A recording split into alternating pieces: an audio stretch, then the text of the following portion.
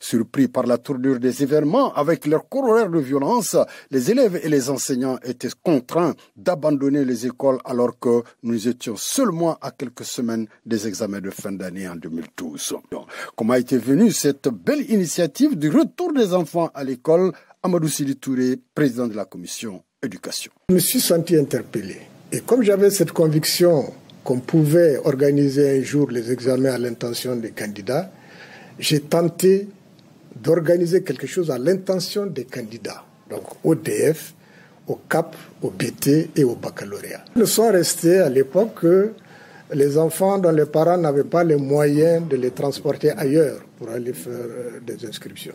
Pour ma part, j'ai dit que c'était les moments les plus exaltants de ma carrière parce que je me sentais utile à ma communauté.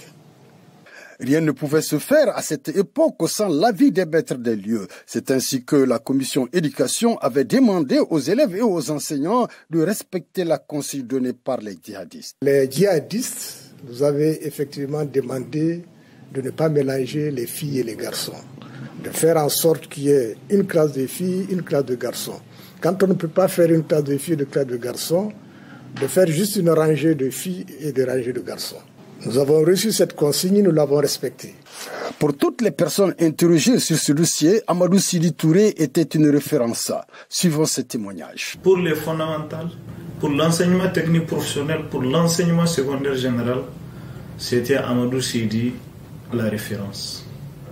C'est sous sa responsabilité que nous avons dressé les emplois du temps. C'est sous sa responsabilité que nous avons engagé les enseignants qui devraient tenir ces classes-là.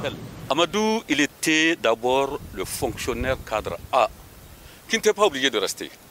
Mais pour, je ne sais pas, patriotisme, attaché à cette terre-là, il a décidé de rester. Je remercie un homme, sous son leadership, il a pu vraiment organiser beaucoup des enseignants.